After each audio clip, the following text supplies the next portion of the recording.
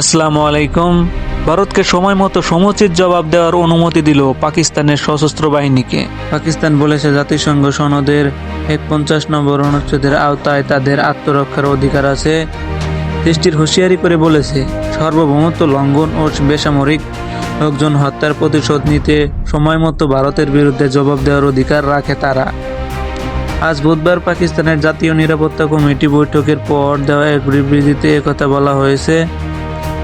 দেশটির প্রধানমন্ত্রী শাহবাজ শরীফের সভাপতিত্বে বৈঠকটি অনুষ্ঠিত হয়।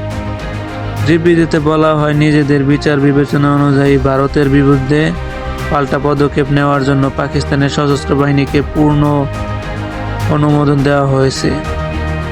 ইতিমধ্যে পাকিস্তান ভারতের ওই হামলার নিন্দা জানিয়েছে। হামলা নিহত ব্যক্তিদের স্বজনদের প্রতি শোক জানিয়েছেন তারা।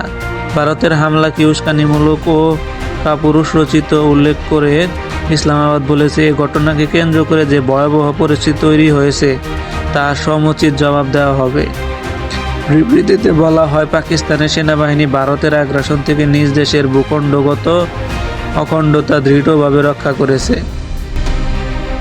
সম্প্রতি কাশ্মীরের পেহেলগামে বন্দুকধারীদের এক হামলায় জেরে সৃষ্ট উত্তেজনার মধ্যে গতকাল মঙ্গলবার মধ্যরাতের পর পাকিস্তানের ৬টি জায়গায় ক্ষেপণাস্ত্র হামলা চালিয়েছে ভারত। ইসলামাবাদ বলছে, হামলায় অন্তত ২৬ জন নিহত ও প্রায় অর্ধশত আহত হয়েছেন। জবাবে রাতেই নিয়ন্ত্রণ রেখার ওপারে হামলা চালিয়েছেন পাকিস্তান। দিল্লি বলেছে, পাকিস্তানি হামলায় ১০ জন নিহত, ৩২ জন আহত হয়েছেন। পাকিস্তান বলছে, তারা ভারতের ৫টি যুদ্ধবিমান ও কিছু ড্রোন ভূপাতিত করেছে। বুদ্ধিমত্তা যুদ্ধ বিমানগুলোকে পাকিস্তানের আকাশসীমায় ঢুকতে দেওয়া হয়নি। তবে এসব বিষয়ে ভারত এখনো আনুষ্ঠানিক কোনো প্রক্রিয়া জানায়নি।